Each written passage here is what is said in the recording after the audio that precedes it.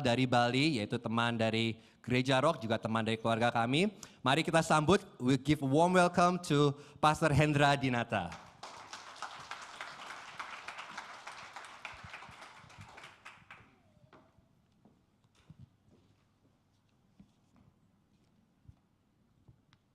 Jadi malu dibilang gelarnya banyak, padahal baru lulus. Karena masa pandemi, kita hampir 5 tahun ya, Mas Em, saya nggak hadir di sini. Dan masa-masa pandemi saya pakai untuk belajar dan menyelesaikan studi saya S3 tahun yang lalu. Tahun yang lalu kami wisuda. Terima kasih atas dorongan Pak Sam juga, kami selesai menyelesaikan studi. Hari ini saya akan berkhotbah tentang, tadi dibilang kita milik Tuhan. Kita selalu bilang kita milik. Mari kita buktikan apa betul kita menjadi milik Tuhan. Judul khotbah hari ini, bagaimana kita bisa menang di dalam penderitaan karena Kristus. Tuhan Yesus memilih kita dan menyelamatkan kita supaya apa? Supaya kita serupa dengan Dia. Serupa di sini adalah serupa di dalam penderitaannya. Jadi saudara-saudara, jarang sekali kita berkhotbah tentang ini. Bagaimana kita bisa menderita untuk Dia. Kita lihat dalam Filipi 1 ayat 29, jelas sekali disebutkan di sana. Sebab kepada kamu dikaruniakan bukan saja untuk percaya kepada Kristus, melainkan juga untuk menderita untuk Dia. Jadi saudara-saudara sekalian, kalau kalian memiliki kasih karunia, Anda harus memiliki juga menderita untuk Dia. Jadi tidak ada alasan lagi saudara-saudara untuk tidak pikul salib sangkal diri. Karena firman Tuhan jelas mengatakan, kalau Anda tidak memikul salib atau sangkal diri, Anda tidak layak bagi Dia. Sebelum saya mulai khotbah ini, saya akan menceritakan tentang bagaimana Yesus dicobai di padang gurun. Selama 40 hari Yesus berpuasa, sesudah itu dicobai oleh iblis. Kita bisa lihat di dalam Matius 4 ayat 1 sampai 10, saya tidak bacakan. Pertama, kita lihat di sana, waktu Yesus dibawa ke padang gurun oleh Roh untuk dicobai oleh iblis. Coba perhatikan kata-katanya. Yesus dibawa oleh Roh di padang gurun. Jadi saudara-saudara, kita orang percaya, orang Kristen yang sungguh-sungguh, cepat atau lambat, kita pasti dicobai oleh iblis. Yang membawa kita siapa? Itu Roh Kudus sendiri. Jadi Roh Kudus akan membawa saudara di dalam pencobaan itu. Ada 3 hal pencobaan tadi. Yesus disuruh merubah batu jadi roti. Di sana iblis pintar sekali, dia katakan begini, kalau engkau anak Allah, rubahlah batu ini menjadi roti. Iblis tahu bahwa Yesus sanggup merubah itu. Tapi jikalau, di sini iblis sangat pintar sekali ya. Dalam kondisi Yesus sudah berpuasa 40 hari 40 malam, dia sangat lapar, disuruh merubah batu itu menjadi roti. Percobaan kedua, Yesus dibawa ke hubungan bait Allah, disuruh menjatuhkan diri.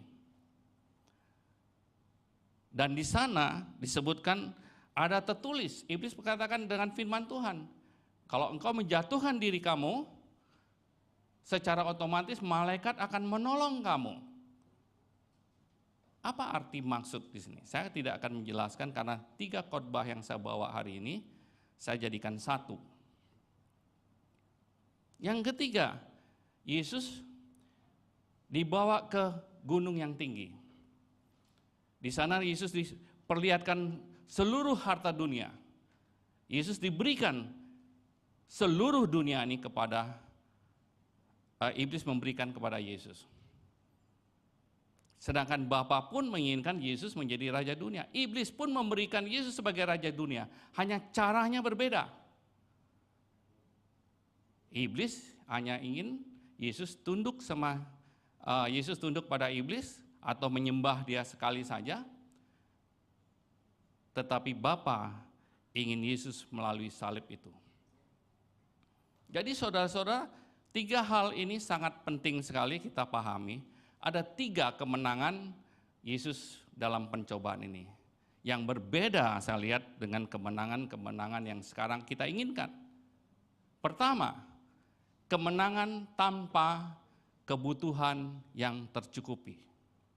Jadi kita bersorak-sorai kalau kita diberkati banyak uang, diberkati kedudukan, diberkati segala hal yang duniawi. Kita bangga. Padahal di sini berbeda sekali kan? Tanpa kebutuhan yang tidak tercukupi.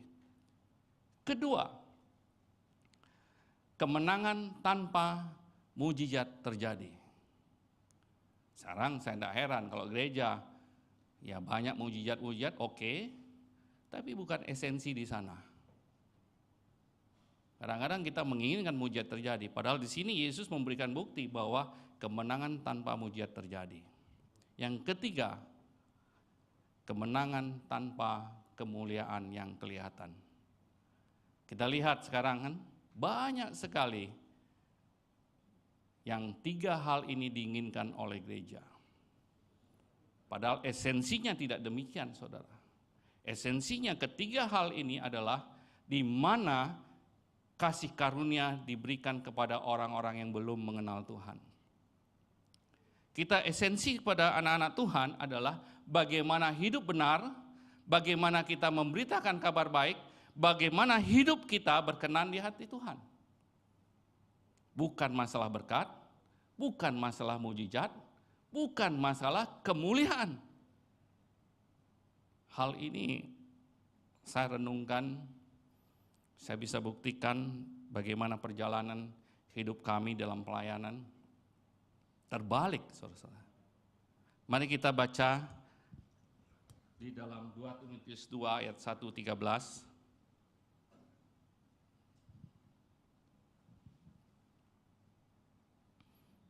2 Timotius 2 ayat 1-13. Panggilan untuk ikut menderita. Sebab itu hai anakku, jadilah kuat oleh kasih karunia dalam Kristus Yesus.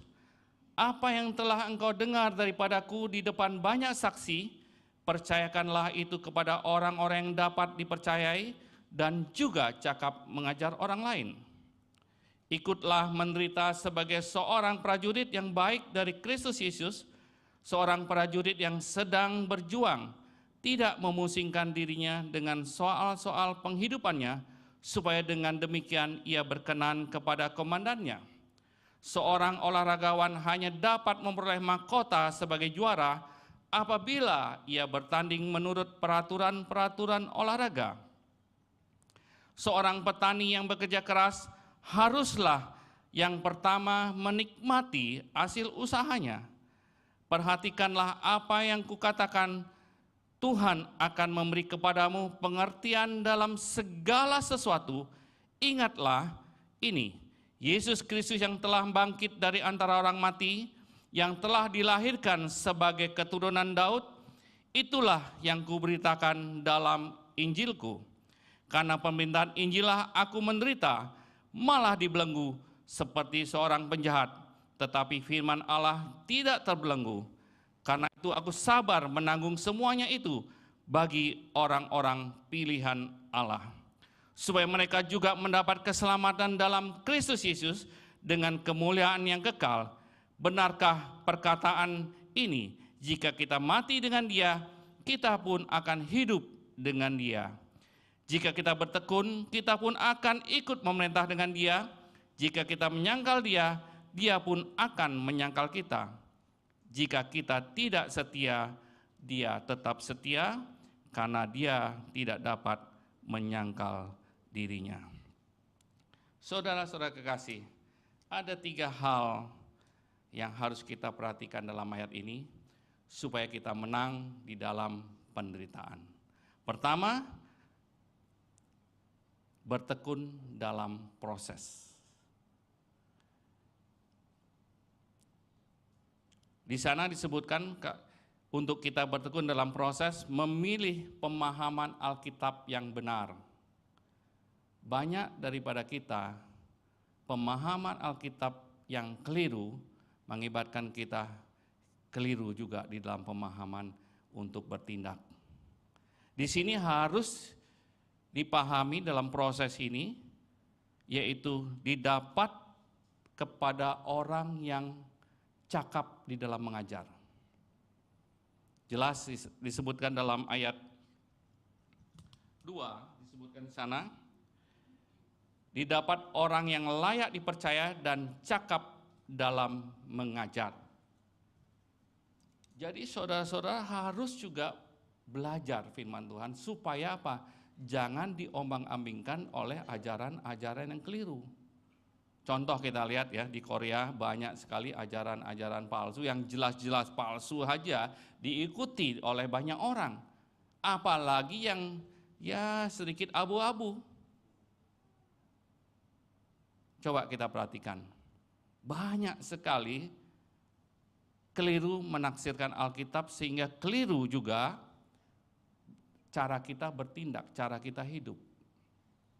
Saudara-saudara, saya bersyukur Pak Sam, tadi saya bicara di mobil, saya lihat Pak Sam ini kan rajin membaca, rajin mendengar. Saya terus terang, saya tidak rajin membaca, tapi saya bersyukur karena untuk pengetahuan saya mendengar. Saya sering mendengar khotbah-khotbah, sering mendengar kesimpulan-kesimpulan yang dimana pemahaman kami dalam Alkitab setidak-tidaknya tidak menyimpang sekali.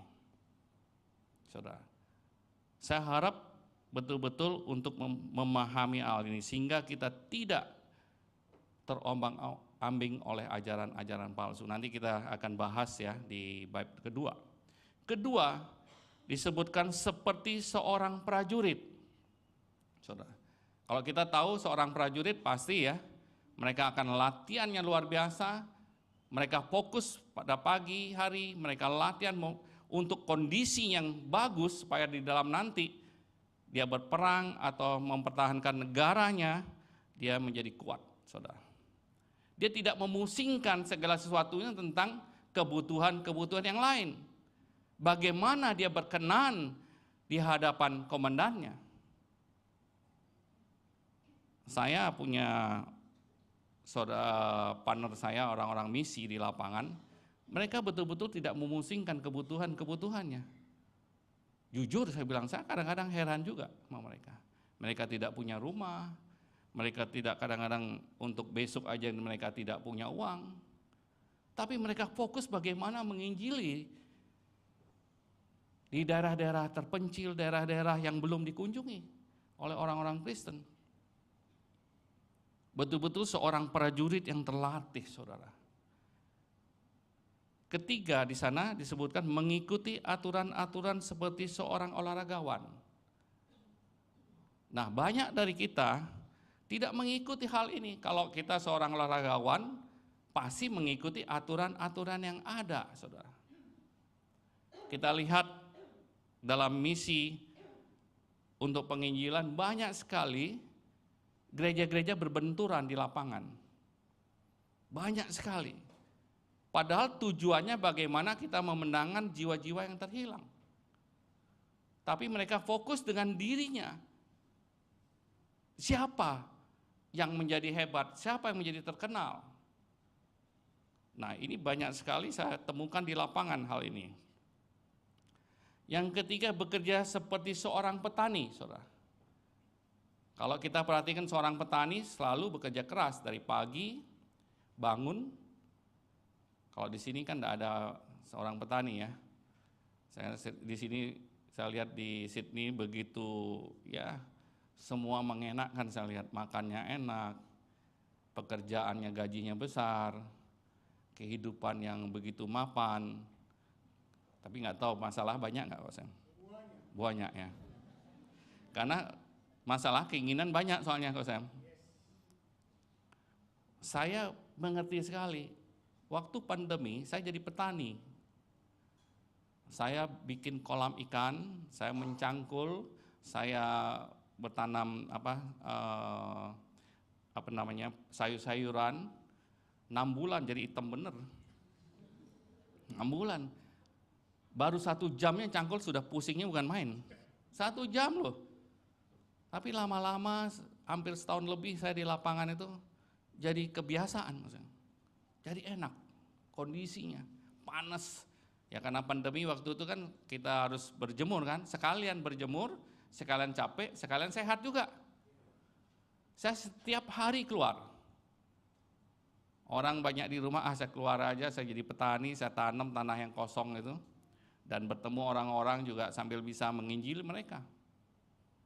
Jadi saudara-saudara harus melalui proses ini. Tidak ada yang bisa kuat kalau tidak melalui proses, bertekun dalam proses, saudara. Yang kedua, kita mengingat pengorbanan Kristus. Ingatlah bahwa Raja kita datang ke dunia, ia menderita bahkan mati di kayu salib. Kita sekarang melihat kehidupan Kristus. Dia Raja kita. Kita coba perhatikan. Raja yang tidak punya istana. Raja yang tidak punya prajurit. Raja yang tidak punya kereta kencana yang dari emas. Itu raja kita. Bahkan raja kita mati di kayu salib dan bermahkotakan duri. Kadang-kadang saya sering bercanda sama teman-teman, kita kan anak raja, semuanya enak. Tidak demikian, saudara. Itu nanti. Sekarang kita harus ikut menderita karena dia. Tidak ada alasan lagi, cepat atau lambat Anda harus diuji oleh iblis. Kita siap harus menderita untuk itu, saudara. Ingat raja kita bermahkota duri. Dia lahir di sebuah kandang, bukan yang enak-enak. Saudara-saudara, saya ingat sekali di pesta di Surabaya, saya diundang, Pak Arifin ada di sana, saya lihat Pak Niko ada di sana. Saya duduk di sebelah, saya duduk di belakang, kalau pendeta-pendeta besar harus di depan ya. Saya lihat, sudah itu ada seorang ibu bilang, duduk di sebelah saya, terus dia ingin, Bu, ayo ikut Kristen, masuk Kristen. Jadi orang Kristen tuh enak, Bu. Kalau ibu berbuat dosa, diampuni dosanya. Besok berbuat dosa, diampuni. Kalau ibu ada masalah, Tuhan pasti bebaskan dari masalah. Memang begitu? Coba kita pikirkan. Dia bilang, dulu Bu, saya bilang, saya kalau tinggal di rumah takut, sekarang enggak takut, ada yang jaga rumah saya. Kurang ajar enggak? Coba kita perhatikan. Kita enggak sadar kan? Jongosnya Tuhan Yesus itu. Saya bilang, saya senyum aja. Bu, enggak begitu Bu, ajaran kekristen enggak ada Bu. Saya bilang itu. Saya enggak kenal sama ibu itu. Ibu keliru ngartikan Alkitab, saya bilang itu. Banyak belajar lah Bu, saya bilang gitu. Nggak ada urusan kayak gitu tuh. Saya semakin mengenal Tuhan, semakin menderita, makin susah hidup saya.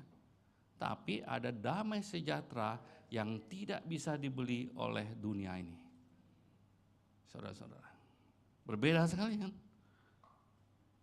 Waduh, saya bingung. Ibu itu pucat mukanya, saya nggak tahu jemaat dari mana.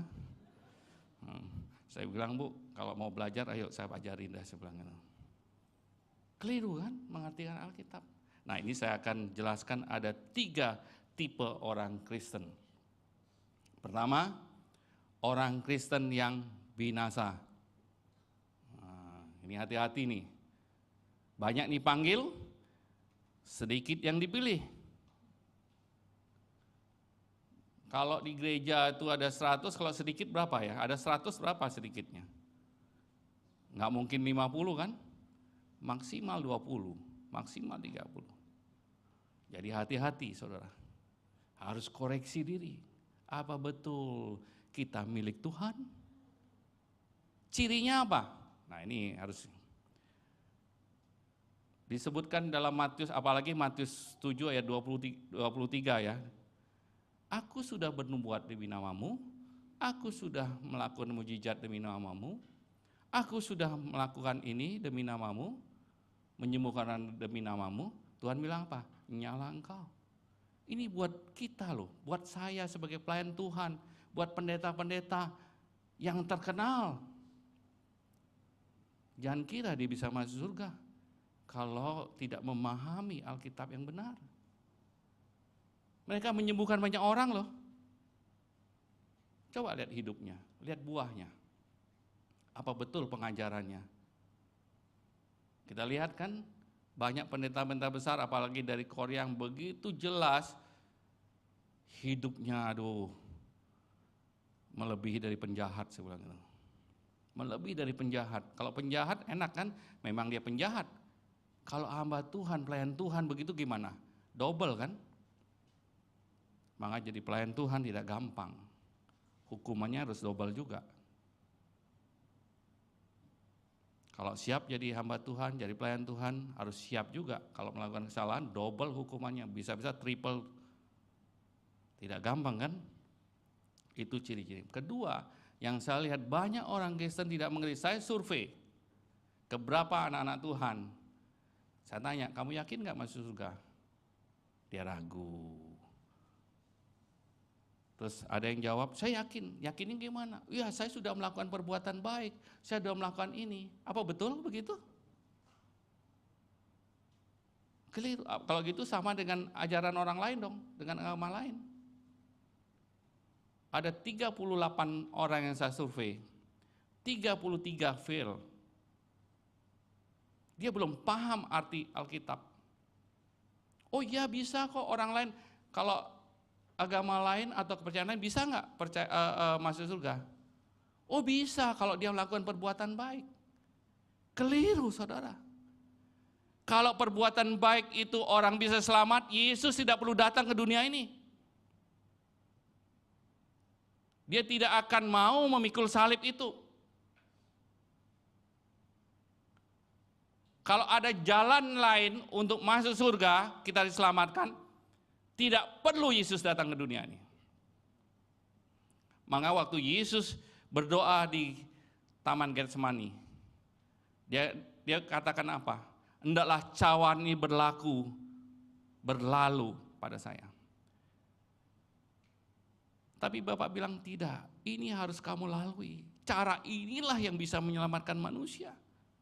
Bukan cara lain. Saudara-saudara, ini yang harus kita perhatikan. Tidak ada jalan lain orang bisa selamat karena perbuatannya. Tidak ada.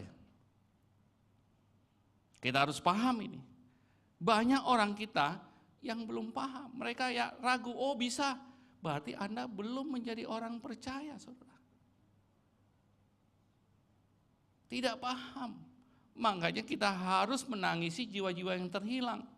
Bagaimana saudara kita yang belum mengenal Tuhan, masa tega kita lihat saudara-saudara kita akan nanti di neraka selama-lamanya? Ada nggak Anda menangisi jiwa-jiwa terhilang itu, saudara? Yang kedua, saya akan bahas orang Kristen yang rugi. Nah ini banyak nih, orang Kristen yang rugi. Saya akan bacakan. Itu ada di dalam 1 Korintus 10 ayat 15, saya nggak bacakan ya. Disebutkan dalam pasal ayat itu, arti seperti dari dalam api, orang Kristen ini. Pertama, perasaan malu pada saat kedatangan Kristus. Ada ayatnya, 2 Timotius 2 ayat 15, kehilangan kemuliaan di hadapan Allah, kehilangan kesempatan pelayanan dan kekuasaan di surga, kedudukan rendah di surga, kehilangan upah di surga, sudah pasti. Jadi saudara-saudara kekasih, ini posisi orang Kristen yang rugi. Bersyukur Anda bisa masuk surga karena tetap rugi, karena Anda tidak melakukan apa yang Tuhan inginkan. Saudara. Jadi saya sebut kenapa orang Kristen rugi dari ayat ini. Kedudukan yang rendah. Saudara-saudara. Yang ketiga adalah orang Kristen yang bijaksana. Kita bisa lihat dalam Yohanes 3 ayat 16, terus Yohanes 14 ayat 12. 1 Yohanes 3 ayat 16, 18. Ini ciri-ciri. 1 16 ayat 18 saya akan kupas sedikit. Pertama, disebutkan sana, aku sudah mati buat kamu, supaya engkau memperoleh hidup yang kekal. Kamu pun wajib mati bagi saudara-saudara kamu. Itu artinya, saudara. Jadi kita ini adalah orang Kristen yang bijaksana, orang Kristen yang cerdas. Dia harus matikan dirinya untuk membawa jiwa-jiwa yang terhilang, saudara. Anda nggak Anda menangisi jiwa-jiwa terhilang? Saya lihat banyak di Sydney. Barangkali dia beragama, tapi tidak paham hal ini, saudara.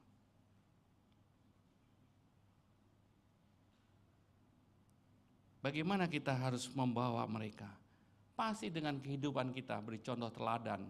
Nggak mungkin kita bisa didengar omongan kita kalau kita tidak memberi teladan kehidupan. Mau nggak Anda punya pemimpin yang tidak memberikan contoh kehidupan? Kan tidak, kan? Hidup kita benar dulu, bagaimana kita berperilaku, bagaimana kita mengasihi Tuhan. Nah, kemarin saya sedikit berdiskusi sama beberapa orang-orang Muslim dengan orang-orang Hindu. Itu ada tokoh-tokoh agama Buddha. Orang Muslim bilang, orang Muslim itu sangat mengasihi Tuhan Yesus. Dia mengakui Yesus sebagai nabi. Dia bilang, saya terang-terang ngomong, itu kan dari mulut kamu. Apa arti dari mengasihi Tuhan? Saya bilang itu. Kalau kamu benar mengasihi Tuhan, saya bilang gitu. Ini seorang ustadz nih. Kamu harus dibaptis atas nama Bapa, Putra, dan Roh Kudus. Dan melakukan segala perintahnya apa? Membawa Injil ini. Mau? Betul kamu mengasihi Tuhan Yesus, saya bilang gitu. Kamu jangan ngomong mengasihi Tuhan Yesus, kamu nggak ngerti arti mengasihi Tuhan itu. Orang yang mengasihi Tuhan Yesus adalah orang yang dibaptis atas nama Bapa, Putra, dan Roh Kudus, dan dia melakukan segala perintah Tuhan. Itu orang yang mengasihi. Apa perintahnya? Membawa jiwa-jiwa yang terhilang. Mengakui Yesus Tuhan sebagai juru selamat. Mau nggak kamu mengakui Yesus sebagai juru selamat? Saya bilang gitu. Dia diam dia. Benar kamu mengasihi Tuhan, saya bilang. Kalau kamu mengasihi Tuhan, hari ini saya baptis kamu, saya bilang. Serius saya ngomong begitu sama mereka. Ayo kita, waktu kita sempit nih. Timbang kamu nanti, kamu masuk neraka, saya bilang gitu. Waktu sudah nggak banyak, saya bilang gitu. Kalau betul kamu bilang mengasihi Tuhan, janganlah mengasihi Tuhan bilang kenyataannya tidak. Ini harus kita lakukan, saudara. Disebutkan ayat 17 dalam 1 Yohanes 3, disebutkan kalau kamu punya harta lebih, kamu wajib memberikan kepada orang-orang yang kekurangan. Dan secara terus menerus. Masih nggak harta kita menjadi pegangan hidupnya? Memang kita perlu hidup. Perlu juga beli sesuatu. Tapi mau nggak kita berkorban untuk ini? Pikul salib, sangkal diri. Nah ini sangkal diri. Di mana kebutuhan kita, coba kalau kita ingin membeli sesuatu yang kita senang, pasti kita kumpulkan uang banyak, terus membelinya. Beli tas yang bagus, beli mobil yang bagus, kita kumpul. Coba untuk misi, coba untuk orang-orang miskin, mau nggak kita kumpulkan kayak gitu? Ayo kita renungkan hidup kita. Mau nggak? Padahal itu harta dunia loh. Sedangkan harta kekal kita harus cari. Coba kita. Makanya bilang Tuhan sangkal diri kita. Sangkal diri ini adalah kepentingan-kepentingan pribadi kita matikan. Supaya kemuliaan Tuhan terjadi. Karena apa yang kita punya kita berikan kepada orang-orang yang memerlukan. Bukan masalah uang aja, waktu kita, di waktu teman kita sakit, saudara kita sakit, kita kunjungi, kita doakan dia. Di waktu orang miskin tidak punya makan, kita berikan makan. Di waktu mereka tidak punya tempat, kita beri tumpangan. Mau nggak kita memberikan itu? Saya sangat kagum pada orang-orang misi. Dia punya rumah kecil, tapi kalau dia ingin menampung orang, bisa 5-6 orang dia tampung, saudara. Padahal kamarnya 2 untuk anaknya tidur sama dia kasihkan itu. Dan kami menyaksikan setiap hari mereka lakukan itu, saudara. Betul-betul mereka menyaksikan kasih Tuhan dalam hidupnya. Yang ketiga, lakukanlah segala sesuatu dengan kebenaran. Di ayat 18 disebutkan. Apa betul kita sudah melakukan kebenaran? Tidak gampang, saudara. Saya mengalami waktu masa pandemi, waduh susahnya bukan main kan? Semua hancur, perusahaan semua tutup, orang utang nggak bayar. Tempat saya yang disewa, berapa tempat tuh semua lari. Ada restoran lari semuanya, nggak bayar seluruhnya. Ada spa, semua sewa nggak bayar sama sekali. Seluruhnya nggak bayar lagi. Bingung kita mau ngapain. Ada yang nawarin duit, bayangkan aja. Orang Indonesia pasti senang ditawarin. Senang nggak ditawarin duit? Tapi ada risikonya. Duit ditawarin, dia cari orang yang bisa bagaimana mencuci uang kan. Sekarang kita di Indonesia kan banyak kan cuci uang itu. Kalau saya pikir-pikir saya jagonya juga tuh. Otak kriminal ada juga tuh, waduh ngerti. Dia cari saya. Pak Sio ini ada duit nih. Saya ngomong istri, mau nggak terima? Lumayan kok, hanya 100 kok. 100 dapat 20%, lumayan Pak Sam. Hah? 20%, bayangkan nah, 20%. Saya bilang dalam 3 bulan saya bisa cuci uang itu. Serius kok Sam, dia pinter cari orang yang tepat. Saya ngerti banget, oh bisa. Pejabat banyak duitnya kan, 100 nanti 200, 300, bisa. Dari dulu saya ditawar gitu. Dulu punya uang agak mending gak terima, sekarang gak punya uang, pingin terima.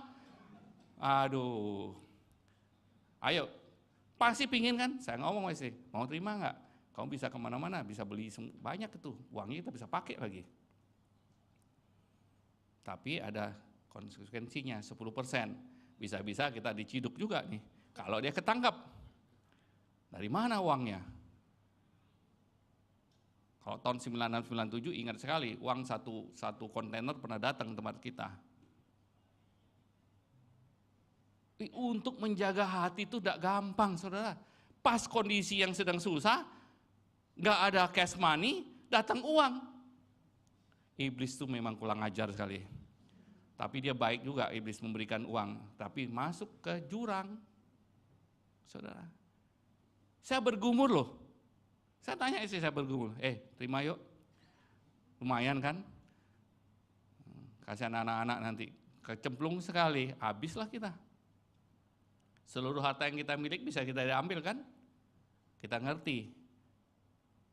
Tapi waktu saya bilang tidak, antara senang dan tidak senang juga. Sampai sekarang, pas mau pulang, wah enak juga ya. Beli apartemen juga di sini masih cukup lah itu. Ada 2 atau 3 kita bisa beli. Bayangkan aja. Lakukan dengan kebenaran tidak gampang, saudara. Tiap hari kita bergumul dalam kehidupan untuk kebenaran itu, saudara. Yang ketiga, fokus pada upah yang kekal, bukan untuk yang sementara. Jika kita bertekun dalam penderitaan, maka kita pun akan memerintah dengan dia di kerajaan 1000 tahun damai. Ini lebih mulia daripada upah yang kita dapat hanya di dunia, kemewahan, kesenangan dunia. Jadi saudara-saudara, ingat ya, untuk memerintah 1000 tahun damai itu tidak semua orang. Jangan keliru, setiap orang percaya akan memerintah, tidak. Nggak ada itu, 144.000 orang, 24 rasul-rasul dan nabi-nabi, dan orang-orang yang menderita karena dia. Kalau tidak, Anda nggak memerintah. Tadi kan orang Kristen yang rugi kan di sana, saya nggak perlu jelaskan. Ada kedudukannya, saudara. Di sini disebutkan jelas, memerintah orang yang menderita karena Kristuslah dia memerintah bersama-sama dia. Saudara, tidak mungkin. Jadi saudara-saudara harus ingat nih, sehingga Anda berjuang fokus pada kehidupan yang kekal itu. Hidup di dunia berapa tahun? 70 tahun, 80 tahun. Anak-anak saya protes sama saya, Dad, jangan layan terus, itu kita perlu cian katanya, cumani ini. Ya masa nggak cukup, ya udah lulus S1, udah lulus S2 ya kerja sendiri, saya bilang gitu. Betul kan? Jadi mau fokus ini, saya bilang. Istri saya juga bilang, jangan lagi lah lirik-lirik itu.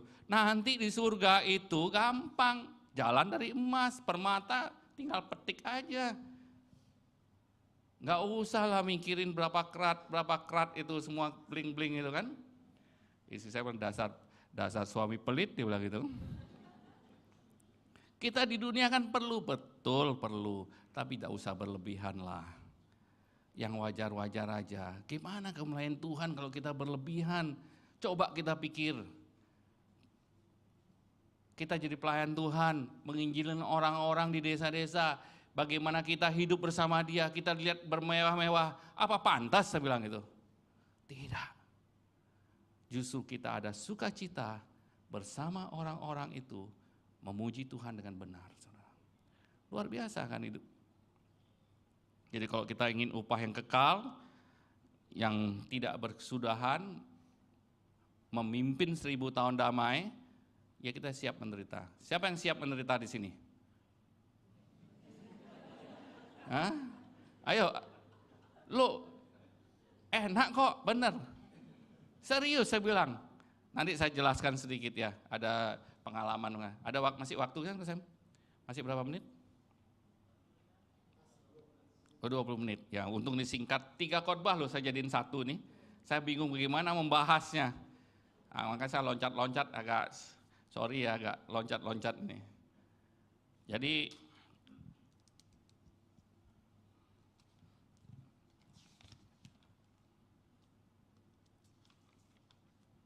Jadi moto daripada Revive Misi, saya bikin suatu yayasan Revaya yang dimana tugasnya adalah untuk misi. Bukanlah suatu kebutuhan orang yang rela melepaskan apa yang pasti terlepas untuk mendapatkan apa yang tidak akan terlepas. Ini moto ini sangat coba. Bukanlah suatu kebodohan orang yang rela melepaskan apa yang pasti terlepas. Kita semua harta akan terlepas. Untuk mendapatkan apa yang tidak akan terlepas. Nah, ini moto disertasi saya, S3 saya. Bagiku, hal yang paling berharga di dunia ini adalah menderita karena Injil Kristus. Nah, mari kita akan bahas bagaimana pelayanan Revive Misi, tolong ditayangkan.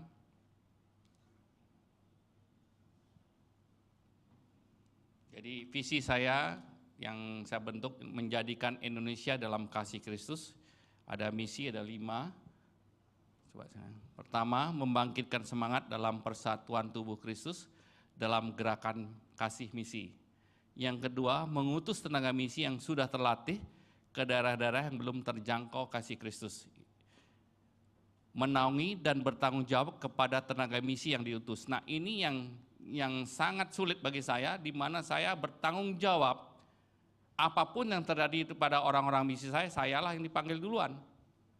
Saya sudah sering menemukan desa adat, saya dipanggil polisi, masalah-masalah nanti saya akan jelaskan. Keempat, menjalin kerjasama dengan semua lembaga misi, baik dari dalam maupun dalam luar negeri, mengadakan kegiatan-kegiatan atau gerakan kasih lainnya yang menunjang pelayanan misi. Nah ini, next. Revival Misi bekerjasama dengan gereja mengembangkan 15 pos PI. Nah, selama Revival Misi berdiri tahun 2014, kami sudah mendirikan 5 pos misi bekerjasama dengan gereja-gereja. Revival Misi juga mempunyai 5 pos misi. Saya punya sendiri untuk saya kelola sendiri. Dan 15 ini saya bekerja sama dengan gereja dan ada 27 gereja lagi yang bergabung dengan saya. Jadi hampir 40 sekian gereja melakukan misi setiap hari kami ke lapangan. Next. Nah, ini pos misi Revival Misi di Padangan. Ini suatu desa kecil di mana yang pertama ini di Padangan ini kami dirikan tahun 2014. Di mana waktu itu kami mengalami kesulitan di sana karena tidak boleh ada orang Kristen memiliki tempat di sana. Ada awek-awek desa namanya tidak boleh orang Kristen memiliki tanah di sana. Dan apalagi kami beribadah, kami berjuang hampir 8 tahun, sekarang 9 tahun kami orang-orang Bali yang bertobat. Ini ada ribuan orang Bali sudah mendengarkan Injil dan ada 57 orang yang kami baptis dan ada ratusan orang yang siap nanti akan dibaptis. Coba next lagi.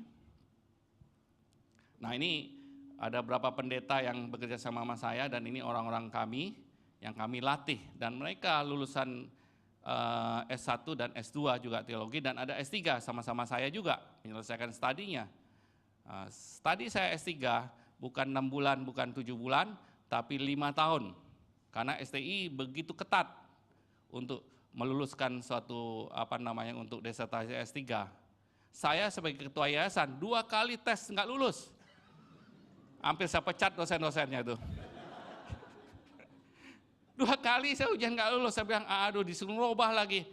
Waduh setengah mati saya, tapi ya saya belajar karena saya sebagai pemimpin di sana, saya yang memberi aturan tidak ada toleransi, baik itu ya orang yayasan, siapapun harus sesuai dengan kurikulum. Akhirnya saya sendiri nggak dilulusin. Nah ini 15 gereja mitra, terus next lagi. Nah kegiatan pelayanan Revival Misi ini kita lakukan hampir setiap hari, saudara.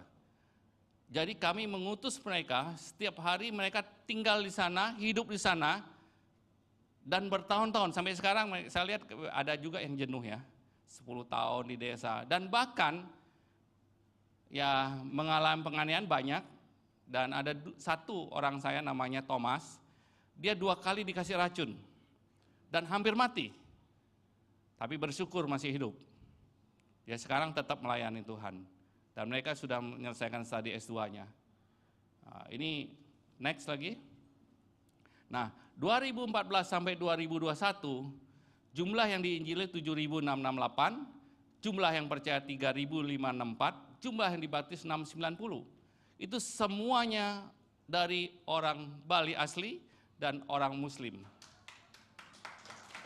Dari semuanya, tidak ada dari, dan saya sendiri membaptis 47 orang, dan mereka saya suruh mereka baptis sendiri, dan sebagian mereka bentuk gereja, dan masih di naungan kami di Revival Misi ada 170 yang kami bimbing setiap saat untuknya. Next lagi. 2022, nah ini kan ini pelayan kami, total baptisan 36 dewasa. 2023, nah ini baru kami selalu setiap bulan kami report. Nah, ini ada baptisan 5 dewasa, total dilayani. Terus Februari, ini ada baptisan 4. Jadi setiap bulan kami menuai. Tapi setidaknya 6 tahun, 10 tahun lebih, kami sangat betul-betul setengah mati di lapangan. Next, nah ini saya akan ceritakan. Nah, kisah Pak Gumara nih. Ini luar biasa kisah Pak Gumara ini seorang Bali, orang Bali asli. Tahun 1991, keluarga mereka percaya Tuhan Yesus. Dan mereka diusir dari desa sana, seluruh keluarga, dan rumahnya dibakar. Dan mereka dikucilkan, dan kami dengan tim Revival Misi dan saya sebagai ketua, saya tahun 2000, sekarang tahun berapa? 2019 kami mencoba menolong mereka dengan proses hukum. Tak gampang memang, karena kami menghadapi desa adat Mengwi, Bahe, dan Seru Bali, dan menghadapi juga Bupati Badung. Kami harus melawan pemerintah, melawan BPN, 3 instansi kita lawan. Saya pikir-pikir, coba aja lah, coba berhadiah kan, kita lawan aja. Ya resiko saya pasti dibenci. Walau saya hubungan baik dengan beliau, sekarang jadi musuh, tidak senang sama saya. Kami lakukan sehingga proses ini berhasil dimenangkan, Pak. Tanpa kami membayar sedikit pun. Orang bilang nggak mungkin, betul. Waktu di PN datang Pak Sinyo, gimana, mau bayar? Enggak, saya nggak mau. Pokoknya Bapak lihat aja kebenaran. Dimenangkan dia di waktu di PN. Di PT, nggak tahu 1 bulan kita dimenangkan, di MA kita dimenangkan. Sekarang kami sudah eksekusi, kemarin tanggal 14 Maret. Sebelum saya berangkat tanggal 17, saya bilang, Tuhan, kami berdoa, dan Gumaro ini berpuasa 7 hari, tidak makan, tidak minum. Waktu eksekusi saya kira mau, ngapain Pak, orang mau mati aja kamu tuh, saya bilang, lemes sekali dia. Dia berdoa, berpuasa untuk bagaimana eksekusi ini berjalan lancar. Next. Ya, lihat. Nah ini kita hancurkan. Nah ini waktu di Desa Adat dibilang, ini dia bilang itu, ini gara-gara orang Kristen nih, masuk Kristen jadi begini. Waduh, kita dikucilkan, dicemoohin. Saya bilang, kalau saya kan dideketin ada berapa orang-orang Bali, ini matikan aja, dia bilang. Kalau ngomong Bali dia, matiang nas nih, gitu istilahnya orang Bali nih. Waduh, saya diem aja. Kalau nggak bagaimana orang banyak begitu kita lawan. Nah ini kita harus cerdik juga kan, kalau kita lawan nih, berantem sama mereka, masa begitu banyak, di luar tuh banyak sekali, ada 400 orang mau ganyang kita. Tapi saya bersyukur, saya hanya ada 30 orang tim kami di sana, hanya saya bilang, paling-paling kita dikeroyok, sudahlah, yang penting kita diam aja ya. Yang mau pulang, pulang aja, saya bilang gitu. Kami bertahan, akhirnya selesai. Nah, waktu kami selesai, memang ada beberapa orang yang datang ke kami, protes, masuk di majalah, masuk ada perkumpulan orang-orang Bali yang protes tentang ini. Ya saya pulang barangkali dipanggil lah, jelek-jelek ini maki, kita tetap tunduk aja, terserah, yang penting sudah selesai kan. Ini kisah yang luar biasa. 3 anaknya, yang laki-laki kami sekolahkan jadi pendeta sekarang ketiganya. Kami beasiswakan Pak Gumaro ini. Dan mereka siap melakukan penginjilan ke daerah-daerah yang istilahnya ya daerah-daerah yang sulit dimasukin oleh orang-orang kita. Next. Nah ini kisah Pak Nuade. Nah ini lucu lagi nih. Ini kami didik sudah 9 tahun lebih juga. Kami utus mereka di Karangasem. Nah kemarin tidak ada angin, tidak ada hujan. Mereka diadili di desa adat dan mereka disuruh kembali ke kepercayaan mereka. Terus akhirnya mereka telepon saya dan mereka menangis. Pas saya di London lagi waktu itu. Bulan September ya kita di London. Dia telepon, Pak gimana nih? Kami dikeroyok nih. Rumah kami mau dibakar. Loh bagaimana, saya di London ngapain dibakar? Biarin aja dibakar, saya bilang gitu.